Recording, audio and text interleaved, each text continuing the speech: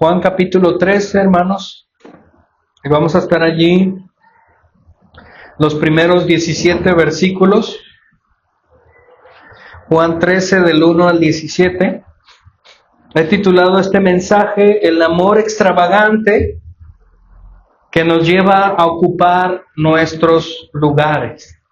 El amor extravagante que nos lleva a ocupar nuestros lugares. Ahora entramos ya al capítulo 3, hermanos, y si recordamos un poquito lo que vimos al final, una de las cosas que tenemos que tener en mente es que en el capítulo 12 el Señor Jesús terminó su ministerio público. La última vez que el Señor habló públicamente fue en los últimos versículos del capítulo 12, haciendo una invitación, hermanos, a los gentiles y a los judíos de que de una vez por todas creyeran, aceptaran, abrazaran la realidad de que Él era el Salvador del mundo. Y Él les decía que Él era la luz del mundo y que solamente a través de la luz la gente podía ver. Dice, pero esa luz se iba a apagar o ya no iba a estar. Y cuando Él ya no estuviera, la gente quedaría ciega. Hablando acerca de su muerte, hermanos, que se aproximaba. Recordemos, hermanos, que también estos últimos capítulos ya en adelante forman parte de las últimas horas del Señor Jesús vivo. Son relatos. Y de aquí en adelante, hermanos, desde el capítulo 13 vamos a estar viendo muchas expresiones de Jesús a sus discípulos llenas de amor. Aquí en la atmósfera, hermanos, hay mucho amor en este contenido, desde el capítulo 13 hasta que el Señor Jesús es apresado. Así que el Señor Jesús, hermanos, en el capítulo 12 terminó su ministerio público. Él ya no va a volver a salir jamás en este evento bíblico a las naciones, a la gente, para que escuchen su predicación. Eso ya terminó. Y de aquí en adelante el Señor Jesús, todo lo que escribe Juan se va a referir solamente a sus discípulos. Cuando Él habla desde el capítulo 13 en adelante, Él solamente va a referirse a sus discípulos, a los 12 discípulos y a las personas que también acompañaban al Señor Jesús, pero primariamente a sus 12 discípulos. Antes de la fiesta de la Pascua, dice Juan, versículo 1, sabiendo Jesús que su hora había llegado para pasar de este mundo al Padre, habiendo amado a los suyos que estaban en el mundo, los amó hasta el final. Qué poético, qué poética declaración tan real de Juan. Juan nos introduce, hermanos, en este capítulo todos los acontecimientos que han suscitado, hermanos, nos llevan a días y horas antes de la fiesta de la Pascua. Recordemos, hermanos, que la Pascua es la fiesta recordatorio de la libertad de los judíos o de los hebreos que salieron de la opresión, de la esclavitud de Egipto. En la última escena, hermanos, donde el Señor manda que maten a un cordero pequeño, y le cortaran el cuello para sacar su sangre y con esa sangre pintar los dinteles y los marcos de la puerta, haciendo una prefigura, una sombra del verdadero Cordero, quien era Jesús. La Pascua, hermanos, interesantemente, como les había mencionado antes, va a celebrarse a pocas horas, a pocos días, y lo impresionante es que el Señor Jesús va a ser crucificado en el mismo día y en la misma hora donde los corderos eran degollados para recordar la fiesta de la Pascua. Así que este es el preámbulo, esta es la introducción a esa pasión, a ese sufrimiento que ya está por venir. Juan dice que antes de esta fiesta, sabiendo, noten esa parte, este verbo, Jesús estaba consciente, Él sabía, hermanos, lo que le va a acontecer al Señor Jesús a continuación de lo que veamos en la serie de Juan, no fue una victimización. El Señor Jesús no fue una víctima, Él decidió ponerse en la cruz. Él decidió que lo traicionaran. Él sabía todo esto de antemano. Por eso es que Juan, yo digo que llevado por el Espíritu de Dios, Juan intencionalmente está poniendo estas frases aquí, sabiendo Jesús. Jesús sabía, hermanos, todo lo que iba a suceder y a pesar de eso, Él se quedó para terminar su misión. Porque aquí hay mucho amor, hermanos. Aquí hay algo impresionante que solamente pocos ven. Pero el Señor sabía lo que iba a acontecer. Él sabía lo que iba a pasar. Y aún así Él decidió seguir adelante con la misión que su Padre le había entregado. Sabiendo Jesús que su hora había llegado, como lo decíamos el domingo pasado, los registros antes del capítulo 12, el Señor decía, aún no había llegado mi hora. Había momentos para apresarlo, pero todavía no había llegado su hora. Cuando quisieron apedrearlo en el templo, hermanos, en el patio de Salomón, en el pórtico de Salomón, dice Juan que todavía no había llegado su hora y el Señor Jesús se había escabullido de entre ellos. Pero ahora, hermanos, desde el capítulo 12, Juan nos dice que su hora había llegado. Y una vez más, en el capítulo 13, Juan nos da esta indicación de que Jesús sabía que su hora, la apertura de su muerte había llegado. Hermanos, es algo interesante. Escuchaba yo algo impresionante. Que en la soberanía del Señor, Cristo Jesús, nuestro Cristo soberano, cuando Él nació en este mundo de una manera milagrosa, también nació un árbol. El mismo árbol con que iban a hacer la cruz, en la cual lo iban a crucificar, también nació. ¿Y saben qué? Soberanamente el Señor y providencialmente hizo que viviera ese árbol, fue nutrido, creció, para convertirse en una cruz. Y ahí fuera clavado Él. ¿Qué quiero decir con esto, hermanos? Lo que quiero decir, hermanos, es que el Señor Jesús sabía lo que esperaba, lo que le guardaba a Él. Desde el momento, hermanos, que Él nació, en algún momento en su conciencia, Él sabía que iba a morir. Todos sabemos, hermanos, que vamos a morir, ¿no es así? No somos eternos. Nadie tiene la vida comprada, nadie sabe realmente cuándo va a morir, a menos los suertudos que tienen una enfermedad en etapa terminal, al menos les dan de aquí tienes 6 meses, ¿no?, de vida, al menos ya sabes, ¿no? Pero nosotros no sabemos, hermano. Nosotros creemos que vamos a vivir 70, 80 años, pero no sabemos si ahorita saliendo de aquí nos da un paro fulminante y morimos. Pero el Señor Jesús sabía, hermanos, en algún momento Él supo que Él iba a morir en una muerte violenta, atroz y humillante. Yo me imagino, hermanos, al Señor Jesús en su momento de conciencia, en algún momento de su niñez, o no sé en qué momento el Señor supo que Él era el Cordero que iba a quitar el pecado del mundo en una cruz. Yo no sé cuándo lo supo, pero imagínense al Señor Jesús celebrando cada año la Pascua, sabiendo que Él iba a ser el verdadero Cordero que iba a morir. Imagínense eso, hermano. El Señor Jesús, desde que nació, siempre tuvo la sombra de la muerte tras sus espaldas. Y lo supo. Y se mantuvo fiel hasta el final. Sabiendo Jesús que su hora había llegado para pasar de este mundo al Padre. Ahora, esta declaración no es que, ya el Señor terminó su ministerio público, ahora va a ser transportado como Elías en carros de fuego a la presencia de Dios. No, Juan no está diciendo eso, hermanos. Lo que está hablando aquí es de pasar a través de la muerte y en su resurrección ir al Padre. Está hablando específicamente del sacrificio en la cruz, de la muerte de Jesús, literalmente, de pasar de este mundo al Padre.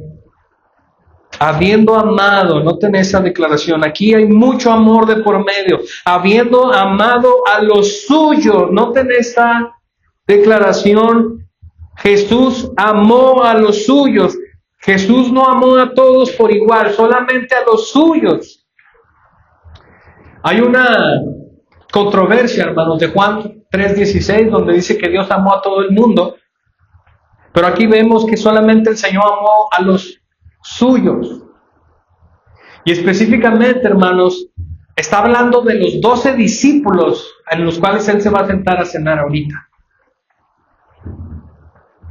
El Señor amó a los suyos, a los que Él eligió para amar. En el capítulo 15 vamos a ver que el Señor les dice a sus discípulos: ustedes no me eligieron a mí, yo los elegí a ustedes, hablando de sus discípulos. Habiendo amado a los suyos que estaban en el mundo, los amó hasta el fin. Qué declaración tan impresionante. Literalmente, en griego, hermanos, esta declaración, los amó hasta el fin, quiere decir que los amó extravagantemente. Los amó impresionantemente. En otras palabras, quiere decir en griego que los amó del nivel como Dios ama, con un amor perfecto y total. Los amó hasta el final, los amó hasta lo sumo, hasta donde nadie más puede llegar a amar. Así amó al Señor. Y nota, entre ellos estaba el que lo iba a traicionar. Y el Señor hace una distinción allí, después. Y durante la cena, versículo 2, como ya el diablo había puesto en el corazón de Judas Iscariote, hijo de Simón, el que lo entregaría. Aquí es algo importante que tenemos que remarcar. La actitud de Judas, hermanos, quien le iba a traicionar al Señor Jesús, no es la primera vez que menciona Juan en este evento. Esta es la segunda vez. Cuando vemos que María saca el perfume, recuerdan, y Judas se molesta. Así que, en los capítulos anteriores, yo explicaba que la razón de la molestia de Judas es porque él estaba desilusionado del Mesías que tenía enfrente. Porque él esperaba que Jesús fuera ese Mesías que lo iba a salvar de la esclavitud de Roma y lo iba a hacer rico. Y al ver que cuando lo querían hacer rey a la fuerza, él no quería y se escondía, Judas comenzó a decir: este rey que estoy esperando no es este. Así que tengo que sacar provecho por los 3 años que estuve con él. Y dice Juan que por eso sustraía de las ofrendas. Así que Judas, hermanos, yo quiero que noten algo importante aquí. No es que Satanás fue el culpable de lo que hizo Judas. Porque si lo leemos así tal cual, nosotros pensaríamos: es que ahí dice. Y durante la cena, como ya el diablo había puesto en el corazón de Judas, hijo de Simón, el que lo entregaría. Entonces el culpable fue Satanás. Judas solamente fue una herramienta. No, hermano, la realidad es que Judas hizo equipo con él. Fueron aliados. Fueron aliados. La pregunta es: ¿por qué Judas buscó a Pedro? ¿Recuerdan también cuando el Señor dice: Pedro, Satanás me ha pedido tu alma, dice, pero yo he rogado al Señor que no te falte fe, y cuando tú salgas de la prueba, vengas y confirmes a tus hermanos, hablando de lo que iba a pasar en la traición, y después en Juan 21, cuando el Señor restaura a Pedro. ¿Por qué Satanás buscó a Pedro y Pedro no cayó para siempre, sino que fue restaurado? Pero ¿por qué Satanás busca a Judas si él nunca fue restaurado? Porque Judas, hermanos, vivía en incredulidad. Él no aceptaba que Jesús era el Mesías que él quería que fuera. Ese es el gran problema de Judas. Judas estaba tan molesto hasta llegar a traicionar al Señor Jesús para sacar provecho. Él estaba molesto, él estaba desilusionado con Jesús. Entonces Satanás, al saber eso, se alía. En otras palabras, hermanos, Judas ya venía persiguiendo lo que Satanás se le acomodaba también hacer. Se aliaron. Y ponía esa fuerza, ese vigor Satanás en el corazón de Judas para traicionar y entregar al Señor Jesús. Versículo 3. Jesús, sabiendo que el Padre había puesto, noten otra vez el verbo sabiendo. La segunda vez que Juan dice: Jesús, sabiendo que el Padre había puesto todas las cosas. ¿Cuántas cosas? Todas las cosas en sus manos. ¿En las manos de quién? En las manos de su Hijo. Esto es importante porque Juan está escalonando el mensaje que va a llegar, hermanos, a mencionar todo lo que Jesús está por hacer. Jesús sabía que había llegado su hora de la muerte. Jesús sabía que Dios le había entregado todas las cosas, como ahorita veíamos en la escuela bíblica. Jesús tiene el imperio. Nuestro Señor, nuestro Rey, tiene la autoridad final porque Dios lo había puesto en sus manos, como dice aquí en este versículo 3. Jesús sabía que el Padre lo había puesto todas las cosas en su mano y que Dios había salido y que de Dios había salido y a Dios volvía. Este versículo nos da 3 principios o 3 ideas fundamentales de la conciencia de Jesús. La primera de ellas es que Jesús era el dueño de todo y tenía todo el poder. Eso es importante, por lo que va a ver ahorita. Y literalmente dice, lo tiene en sus manos.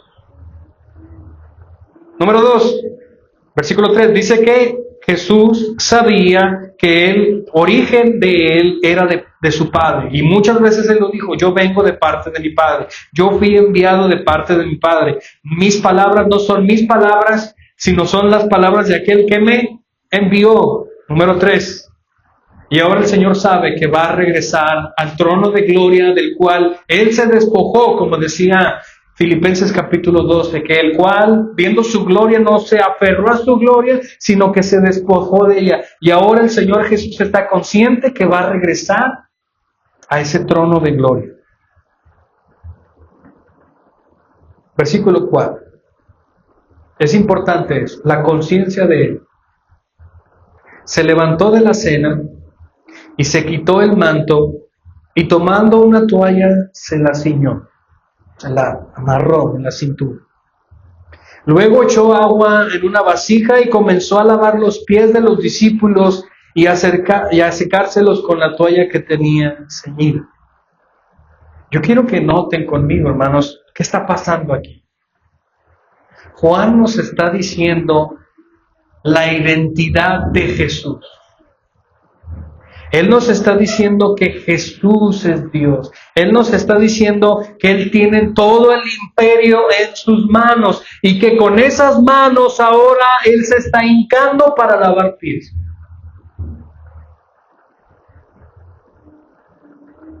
El apóstol Pablo dice que el Señor Jesús es el arquitecto y quien por medio de Él fueron creadas todas las cosas, visibles e invisibles, sean tronos, sean principados, cualquier otra cosa en el cielo o en la tierra fue creado por medio y a través de Jesús. Ahora, la práctica de lavar los pies, hermanos, en la cultura hebrea, en ese tiempo, hermanos, no había calles pavimentadas, no había carros. La gente se transportaba a través de animales, caballos, camellos. Y como ustedes sabrán, hermanos, los caballos y los camellos pues hacen sus necesidades en la calle, los perros. Aparte del polvo, del lodo que se pueda juntar. Así que los habitantes comunes entre esas ciudades y aldeas no tenían zapatos cerrados como los nuestros, no existían. Eran sandalias, hermanos, que dejaban afuera gran parte del pie. Así que la gran mayoría de las personas, hermanos, cuando entraban a la casa de un invitado o de un anfitrión, la cortesía normal era lavarle los pies. Porque era muy incómodo, hermanos, cenar mientras tus pies estaban llenos de suciedad. Imagínense eso. Así que están, hermanos, en un lugar, los 12 discípulos y el Señor Jesús solamente. Y el Señor, hermanos, al ver que ninguno de sus discípulos toma conciencia para tratar de solucionar ese problema de los pies, el Señor Jesús lo aprovecha para enseñarles algo. A través de su amor extravagante, Él va a tratar de enseñarle a sus discípulos cuál es el lugar de ellos. Pero yo quiero, antes de que Pasemos más adelante, que entendamos el contexto de Mateo y de Lucas. Este acontecimiento de lavar los pies solamente aparece aquí en Juan, no aparece en los otros evangelios. Pero en los otros evangelios sí aparecen con un contexto interesante.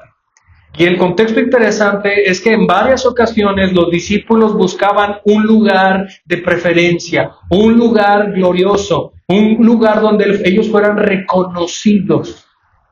En algún momento, por ahí de Marcos capítulo 9, hay una discusión donde los discípulos van caminando con el Señor Jesús y van discutiendo de quién era el más importante de todos los 12.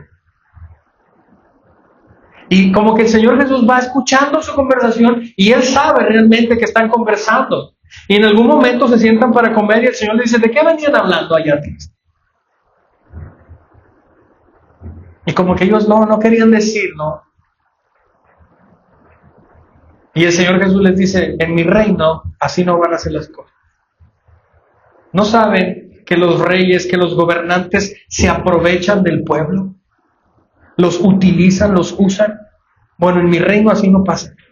En mi reino es cualquiera que sea grande tiene que ser el servidor, el siervo, el humilde siervo que sale de su zona cómoda para servir.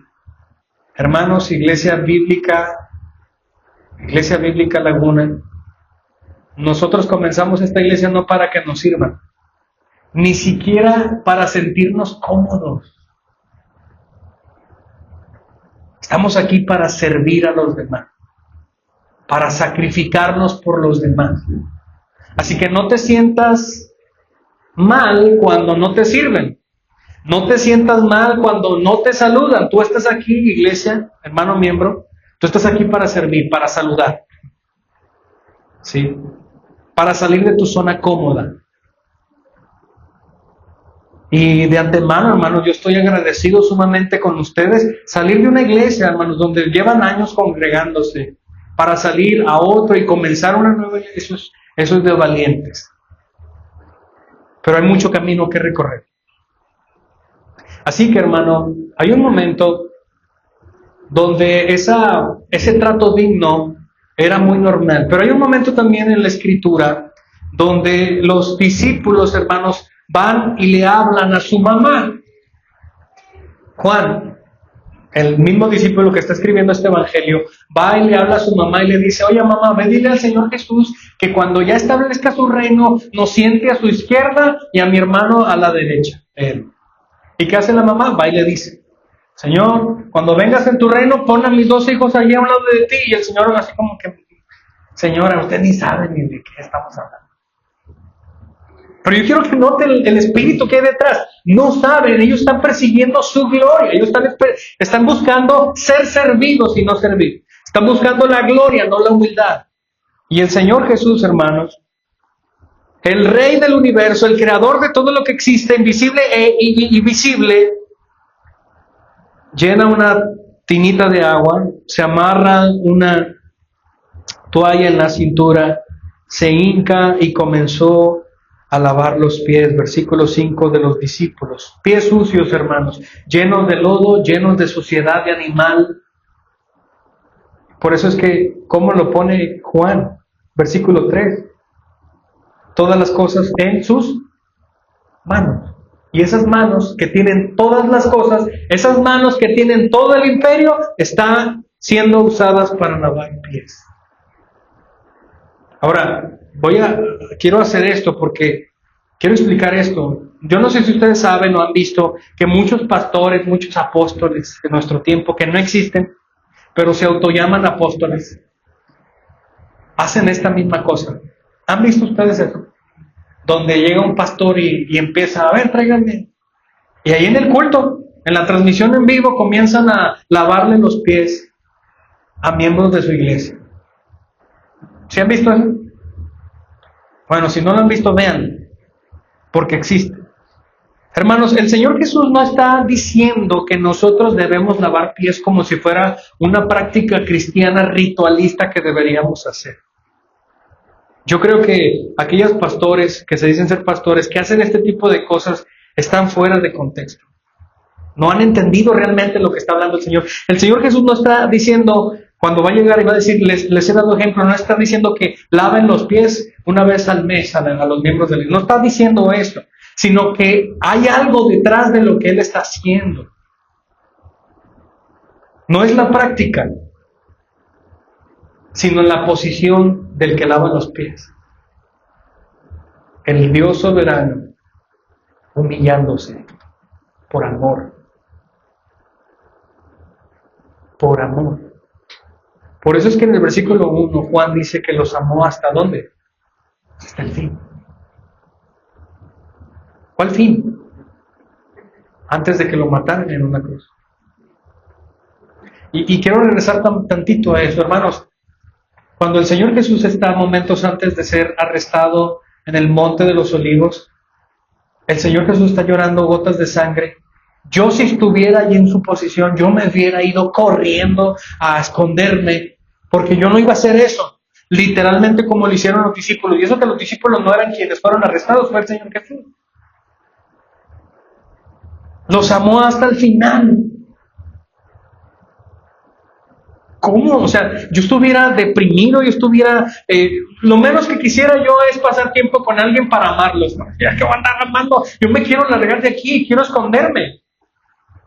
Pero el Señor, a pesar de todo ese peso que se estaba amontonando sobre su espalda a minutos, horas antes de ser traicionado y llevado, golpeado, desnudado, Él los amó hasta el final. ¡Wow! Ruego a Dios que puedas ver eso. El Señor toma agua en una vasija, versículo 5, y comenzó a lavar los pies de los discípulos y a secárselos con una toalla que tenía ceñida. Cuando llegó a Simón Pedro, le dijo, Señor, ¿tú me lavas los pies a mí? ¿Tú me vas a lavar ahora tú los pies, Señor? La traducción literal en griego es, jamás me vas a lavar los pies, nunca. Y aquí hay algo interesante, hermanos, sobre esta pregunta de Pedro, porque los discípulos, ningún discípulo se le prendió el foco para decir, oye, ¿quién va a lavar los pies? Ningún discípulo pensó, bueno, yo voy a lavar los pies ahora y después les toca a usted. A ninguno de ellos, sino que vieron al Señor Jesús lavando los pies. Yo me pongo a pensar que en ese momento, en ese lugar donde estaban, nadie decía nada. Todos estaban callados, sin entender cómo el Rey de Reyes estaba haciendo eso. Hermanos, lavar los pies solamente era una tarea para el esclavo más bajo que existía en el hogar. Un comentarista decía que lavar los pies se podía traducir a nuestro tiempo como limpiar a personas que tienen pañales. Adultos. Y tú sabes, hermanos, que hacer eso implica que tienes que usar tus manos.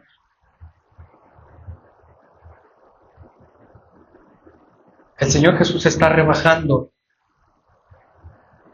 por amor. Por amor. Llega Pedro y Pedro no entiende, y los discípulos ni siquiera tampoco entienden y no saben qué es lo que está pasando. Pedro le dice, tú me vas a lavar los pies, en una falsa posición, hermanos, en una falsa humildad, diciendo Pedro como, no, Señor, yo no puedo permitir que tú te rebajes tanto. Entonces, ¿por qué no hiciste nada entonces? ¿Por qué no te pusiste a lavar los pies tú? Versículo 7, Jesús le respondió, ahora tú no comprendes lo que yo hago, pero lo entenderás después. Y es verdad, muchas cosas, hermanos, los discípulos no entendieron, sino que cuando vino el Espíritu de Dios, ellos fueron llevados a la sabiduría del entendimiento. Versículo 8, jamás me lavarás los pies, le vuelve a contestar Pedro, si no te lavo, no tienes parte conmigo. Le respondió el Señor Jesús. Simón Pedro le dijo, Señor, entonces no solo los pies, sino también las manos y la cabeza. Jesús le dijo, el que se ha bañado no necesita lavarse excepto los pies, pues está todo limpio y ustedes están limpios, pero no todos. ¿Qué hay detrás de esta conversación? Es algo impresionante lo que está diciendo aquí el Señor. La primera de ellas, hermanos, es que cuando el Señor escucha lo que Pedro dice, jamás me vas a...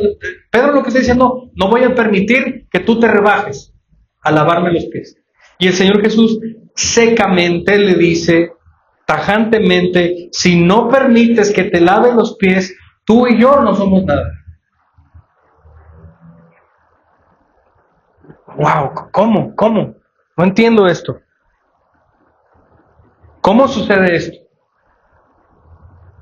Esta declaración que el Señor hace, hermanos, si no te lavo, no tienes parte conmigo. Detrás de esto quiere decir sobre una relación que ha existido por 3 años. Una relación, hermanos, que es maestro y siervo. Una relación que es padre e hijo. Señor y siervo.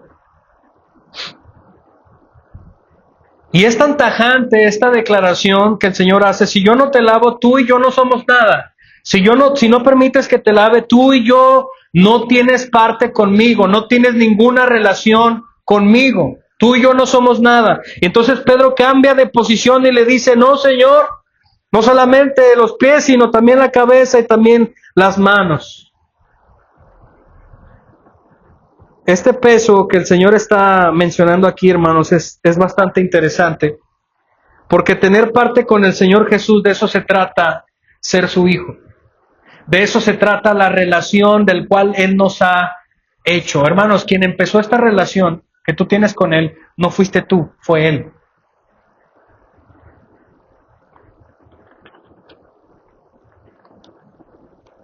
Nosotros no encontramos a Dios, hermanos. Nosotros estábamos perdidos.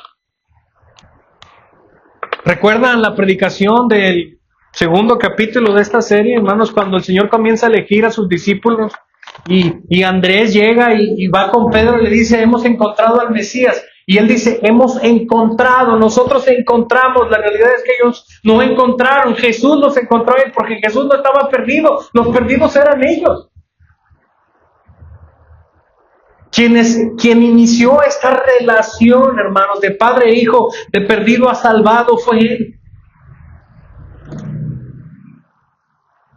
Ahora hay algo más profundo todavía: la pertenencia de los verdaderos discípulos a Jesús.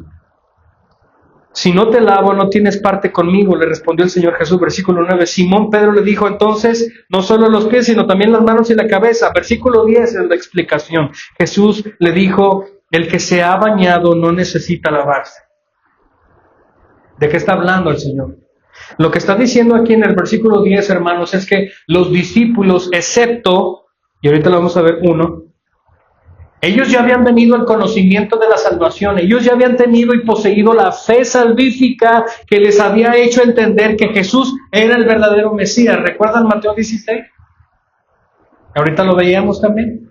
¿Quién dicen los hombres que es el Hijo del Hombre? ¿Quién dicen ustedes? Y los discípulos en concilio dicen: tú eres el Cristo. Me gusta mucho cómo lo explica John MacArthur cuando dice de esa declaración de Mateo 16.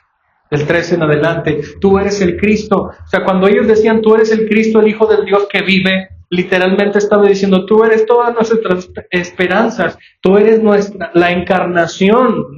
Escuchen eso: tú eres la encarnación de todas nuestras esperanzas. No solamente es imaginativo, no, te puedo tocar. Tú eres quien nos va a salvar.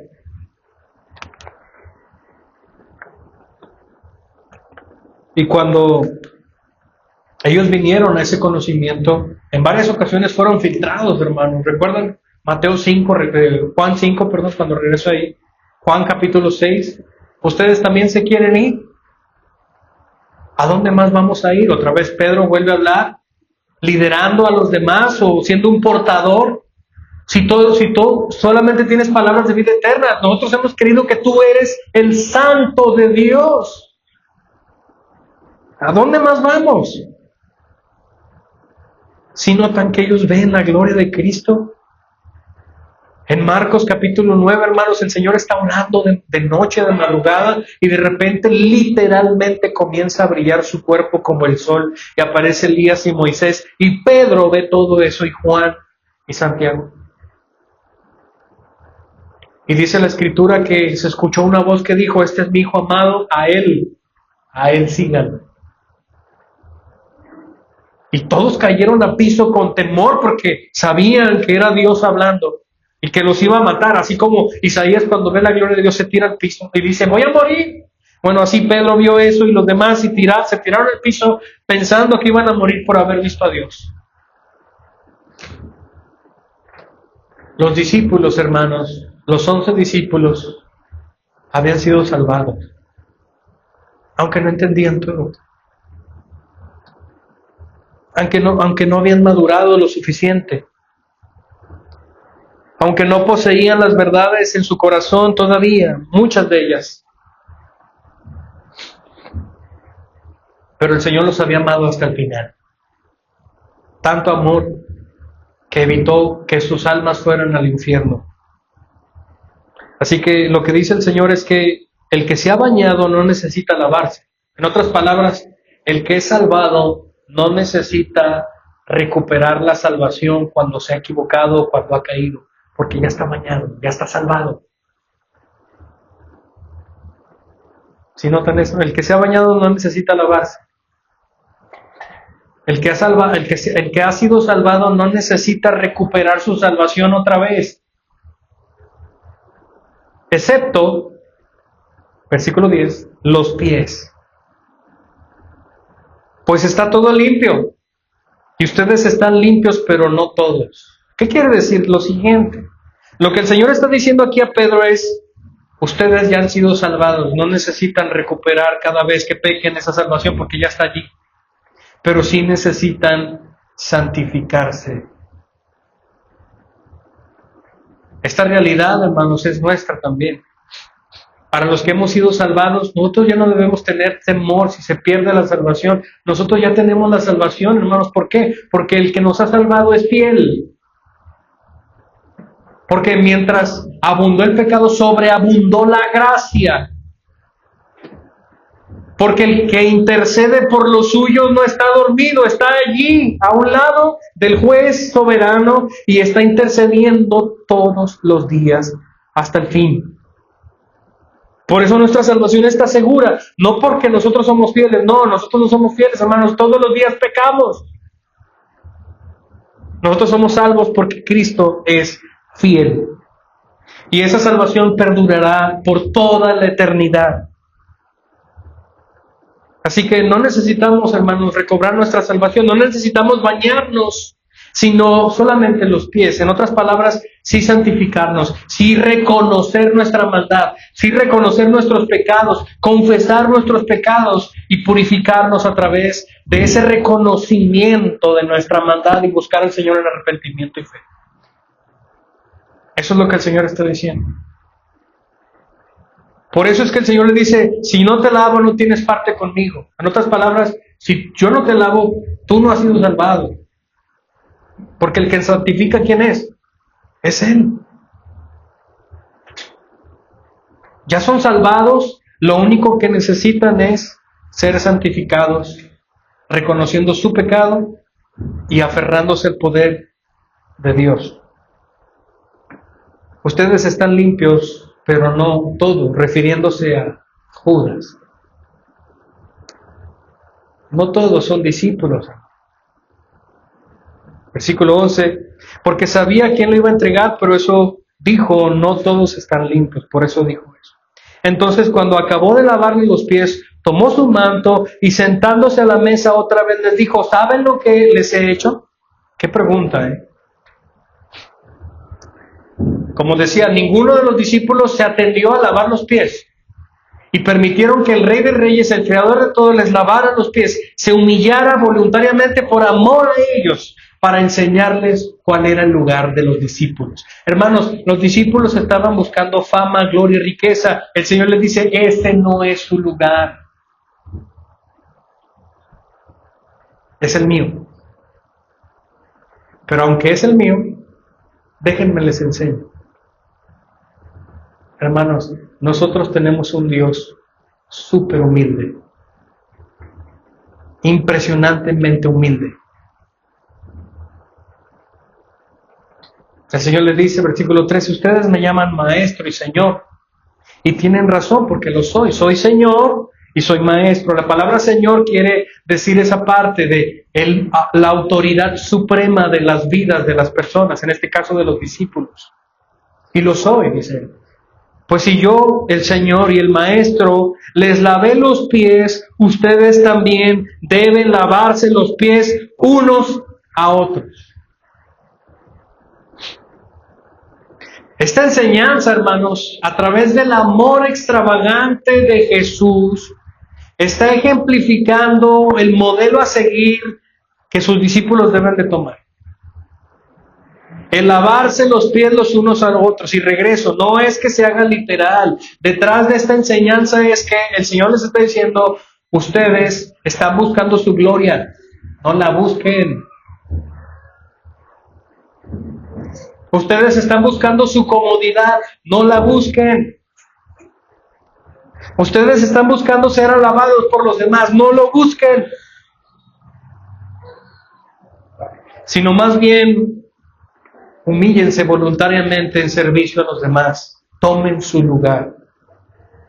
Hermanos, lo que el Señor está diciendo aquí, versículo 14, si yo soy el Señor, si yo soy el Maestro, si el Señor le pertenece a la gloria, hermanos, y se humilló voluntariamente, lo único que el Señor está diciendo en el versículo 15 es, tomen su lugar.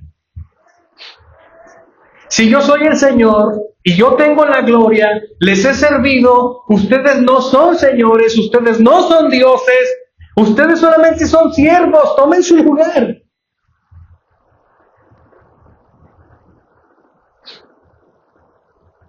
Dejemos de estar pensando, hermanos, que la gente nos debe.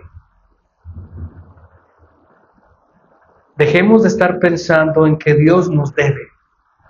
No, Dios no nos debe nada. La gente tampoco nos debe nada. Absolutamente no nos da el derecho de tratar mal a la gente. Nada.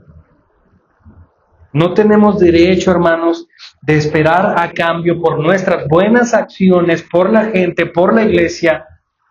No tenemos ningún derecho de esperar algo a cambio. Lo único que somos nosotros, como dice Pablo, somos siervos inútiles. Siervos inútiles. Y decía un pastor, bueno, de hecho no somos siervos inútiles, decía, de hecho somos candidatos a ser siervos inútiles, porque un siervo inútil es cuando termina su responsabilidad. Y nosotros ni siquiera vamos a alcanzar a terminar. ¿Cuántas cosas tenemos que hacer para la gloria del Señor? El Señor te ha mandado a ti como iglesia, como siervo suyo, a predicar a las personas quién es el Señor, a servirle a los demás, a humillarte voluntariamente, tomando tu lugar por los demás, a servir a tu comunidad, a servir a tu iglesia. ¿Crees que vas a acabar en todos los años que el Señor te dé? Hermanos, yo llevo gran parte de mi vida en el ministerio y hay muchas cosas que no he podido lograr y no he alcanzado y no creo que alcance. Y mucho menos cuando la misma iglesia no colabora, donde faltan muchas manos. A veces me siento solo, no es queja, pero a veces yo me siento solo como si yo estuviera solamente en la iglesia peleando en contra de este mundo. Eso no debería ser así. Tomemos nuestro lugar. Les he dado ejemplo, versículo 5, para que como yo les he hecho, también ustedes lo hagan. Somos muy rápidos para reclamar nuestros derechos, ¿verdad? Somos muy rápidos cuando nos sentimos incómodos levantar la mano y quejarnos. Pero en el momento que sabemos de una necesidad, volteamos nuestro rostro a ver otro lado. Es que no tengo, es que yo estoy pasando. ¿Te acuerdas de aquella viejita que entregó todo lo que tenía en la ofrenda? Todo lo que tenía. ¿El Señor qué dijo? Ella dio más que todos. ¿Tú crees que el Señor no sabe nuestra necesidad? Por supuesto que sí. Él sabe cuántos cabellos tienes en la cabeza. ¿Tú crees que no va a saber que tienes dificultades? Por supuesto que sí. Y pues entonces, ¿por qué si Dios sabe que estoy pasando dificultades, por qué me manda a humillarme más? Porque ese es nuestro lugar. Porque nosotros no somos nuestros dioses, hermanos. Nosotros no somos nuestros dioses. Y vivimos creyendo que lo somos. Tomando las decisiones como nosotros queremos tomarlas. Viviendo como nosotros queremos vivir. Dijo el pastor esto, no, pero yo voy a hacer esto. Esa es la realidad de nuestro corazón rebelde. Y yo me uno ahí también. Porque esa es también mi realidad. Y el Señor Jesús les dice a sus discípulos, no va a ser así. ¿Quieres ser grande? Sirve. ¿Quieres tener gloria del Dios glorioso? Humíllate. ¿Quieres ser rico allá? Entrégalo todo. ¿Es que vas a sufrir? Vamos a sufrir por entregar. Por eso el amor es sufrido, porque lo entrega todo. Pero reinaremos con Él. Por siempre. No hay comparación. Versículo 16. En verdad les digo que un siervo no es mayor que su señor, ni un enviado es mayor que el que lo envió. Realmente esta declaración del Señor Jesús confronta nuestra naturaleza caída. Nosotros tendemos a pensar que el que manda es más importante que el que obedece. Por eso nuestro corazón, hermanos, caído, siempre cuando alguien recibe una orden o un mandato, siempre hay algo aquí como que... Y ni siquiera te lo dijo mal, pero tú lo escuchaste mal, ¿no? Es que me lo está diciendo mal. El tonito de voz que me lo está diciendo me está ofendiendo. Pero ni te lo dijo mal, ¿no? Pero como tendemos a enojarnos, a ser rebeldes por naturaleza, así nuestro corazón lo escucha. Pero la realidad, hermanos, es que el que envía no es mayor que el enviado. El siervo no es mayor que su señor. Ni un enviado es mayor que el que lo envió.